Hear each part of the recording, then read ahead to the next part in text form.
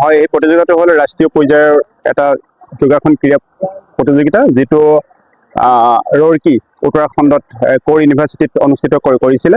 WFF world fitness federation যোগাসন স্পৰ্টছে পাতিছিলে। ৰাষ্ট্ৰীয় পৰ্যায় হয় এইটো। আমাৰ চৰাইদেউ জিলাৰ পৰা অসম টীমৰ প্ৰতিনিধিত্ব কৰিছিলে 4জন খেলুৱৈ আৰু 4টা কেটেগৰী।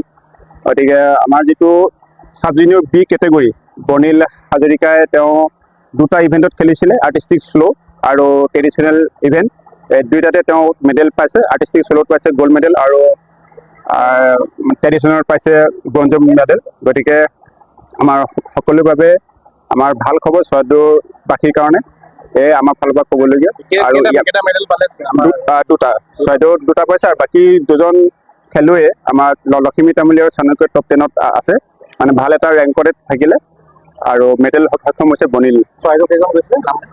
4জন লখিমী তামুলী, চাণক্য গগৈ আৰু মৌচুমী বৰা হাজৰিকা, আৰু মেডেল উইনাৰ আমাৰ বৰ্ণিল হাজৰিকা।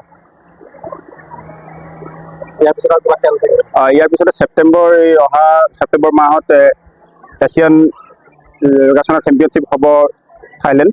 তেওঁ বৰ্ণিলে তাৰ কাৰণে মনোনীত হৈছে। আপোনালোকে প্ৰেক্টিছ ক'ত কৰে? আমাৰ চেণ্টাৰ আছে, আমাৰ চৰাইদেউ জিলা যোগ ক্ৰীড়া কেন্দ্ৰ আছে, আৰু য'ত আমাৰ সভাপতি ডাঙৰীয়া আছে, আমাৰ শ্ৰীযুত গুণেশ্বৰ বুঢ়াগোহাঁই ডাঙৰীয়া, তেখেতো আছে আমাৰ মাজত। তেখেতৰ নেতৃত্বতে আমাৰ চৰাইদেউ জিলাৰ যোগ ক্ৰীড়া কেন্দ্ৰ পৰিচালিত হৈ আছে। চৰাইদেউ জিলাৰ ভিতৰত বিভিন্ন ঠাইত এই কেন্দ্ৰসমূহৰ ছাত্ৰ ছাত্ৰীসকলক এই যোগাসন ক্ৰীড়াৰ প্ৰতি আগবঢ়াই নিবৰ কাৰণে আমি প্ৰয়াস কৰি আহিছোঁ। সেই ফলশ্ৰুতিতে আজি এই এটা ফল লাভ কৰিছোঁ বুলি আমি ভাবিছোঁ।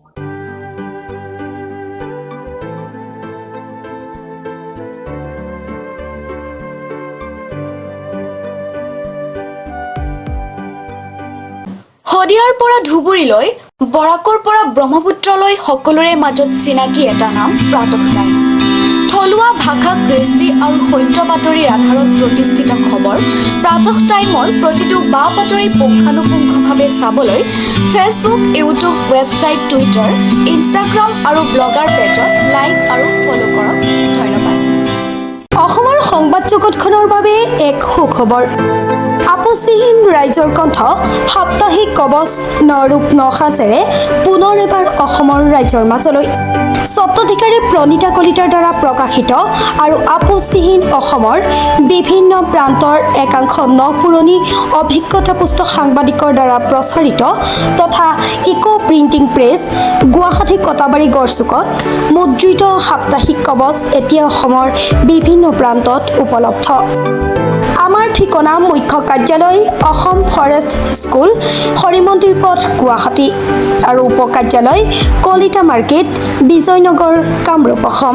মোবাইল নম্বৰ হৈছে 9435114666 অথবা 9864084600 আৰু আমাৰ ইমেইল আইডি হৈছে kobos2025@gmail.com।